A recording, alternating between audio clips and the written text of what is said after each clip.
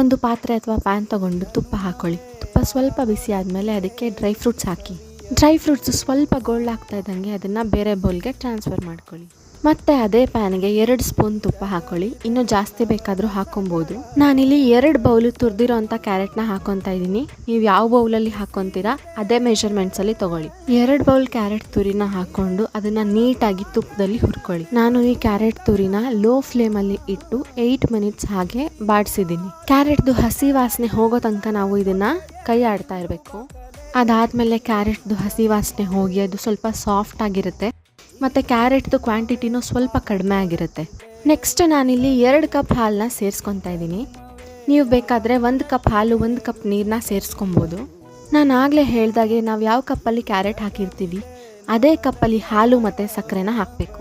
ನಾನಿಲ್ಲಿ 2 cup carrot ತುರಿಗೆ 2 cup ಅಷ್ಟು ಹಾಲನ್ನ ಹಾಕಿದ್ದೀನಿ. ನೆಕ್ಸ್ಟ್ ನಾನು ಇದನ್ನು ಮೀಡಿಯಮ್ ಫ್ಲೇಮಲ್ಲಿ ಇಟ್ಟು ಕುಕ್ ಮಾಡ್ತಾಯಿದ್ದೀನಿ. ಈ carrot halwa simple and easy ಆಗಿರೋದ್ರಿಂದ ಬಿಗಿನರ್ಸ್ ಕೂಡ ಟ್ರೈ ಮಾಡ್ಬೋದು. ನೀವೇನಾದರೂ ಬಿಗಿನರ್ಸ್ ಆಗಿದ್ದರೆ ಥಿಕ್ ಬಾಟಮ್ ಇರೋವಂಥ ವೆಸಲ್ಸ್ನ ತೊಗೊಳ್ಳಿ. ನಾವೇನಾದರೂ ತಳ ತುಂಬಾ ತೆಳು ಇರೋವಂಥ ಪಾತ್ರೆಗಳನ್ನ ತೊಗೊಂಡ್ರೆ ಸೀದೋಗೋ ಚಾನ್ಸಸ್ ತುಂಬಾ ಇರುತ್ತೆ. ಅದಕ್ಕೆ ಥಿಕ್ ಬಾಟಮ್ ವೆಸಲ್ಸ್ನ ತೊಗೊಂಡ್ರೆ ಈಸಿಯಾಗಿ ಕುಕ್ ಮಾಡ್ಬೋದು. ನಿಮಗೆ ಇನ್ನೂ ಇದೇ ಥರ ಈಸಿ ಮತ್ತು ಬಿಗಿನರ್ ಫ್ರೆಂಡ್ಲಿ ರೆಸಿಪೀಸ್ ಬೇಕು ಅಂತ ಹೇಳಿದರೆ ಈ ಚಾನಲ್ನ ಸಬ್ಸ್ಕ್ರೈಬ್ ಮಾಡ್ಕೊಳ್ಳಿ. ಇದು ಯೂಟ್ಯೂಬಲ್ಲಿ ನನ್ನ ಫಸ್ಟ್ ವೀಡಿಯೋ ಆಗಿರೋದ್ರಿಂದ ಏನಾದರೂ ಸ್ವೀಟ್ ರೆಸಿಪಿನೇ ಮಾಡಿ ಅಪ್ಲೋಡ್ ಮಾಡಬೇಕು ಅಂತ ಇದು ಮಾಡ್ತಾ ಇರೋದು. ಕ್ಯಾರೆಟು ನೀಟಾಗಿ ಕುಕ್ ಆಗಿದೆ, ಹಾಲನ್ನೆಲ್ಲ ಹೀರ್ಕೊಂಡಿದೆ. ನಾನಿಲ್ಲಿ 1/4 ಕಪ್ಗಿಂತ ಒಂದು ಸ್ವಲ್ಪ ಜಾಸ್ತಿ ಸಕ್ಕರೆನ ಹಾಕ್ಕೊತಾ ಇದ್ದೀನಿ.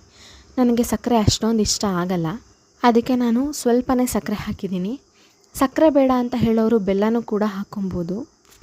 ಈಗ ಸಕ್ಕರೆ ನೀರು ಬಿಟ್ಕೊಂಡು ಅದು ಮತ್ತೆ ಕುಕ್ ಆಗೋಕ್ಕೆ ಶುರು ಆಗುತ್ತೆ. ನಾವು ಸಕ್ಕರೆ ಹಾಕಿದ್ಮೇಲೆ ಅದು ಮತ್ತೆ ನೀರು ಬಿಟ್ಕೊಂಡು ಕ್ಯಾರೆಟ್ ಕುಕ್ ಆಗೋಕ್ಕೆ ಶುರು ಆಗುತ್ತೆ. ಆ ಕ್ಯಾರೆಟ್ ಎಲ್ಲ ಕುಕ್ ಆಗಿ ಕೊನೆಯಲ್ಲಿ ಸ್ವಲ್ಪ ಗಟ್ಟಿ ಆಗುತ್ತೆ.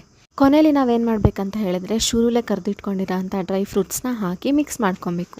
ಏಲಕ್ಕಿ ಪುಡಿನ ನಾನು ಸಕ್ಕರೆ ಜೊತೆನೇ ಮಿಕ್ಸ್ ಮಾಡಿದೆ, ಸೊ ಹೇಳೋದು ಮರ್ತೋಯ್ತು.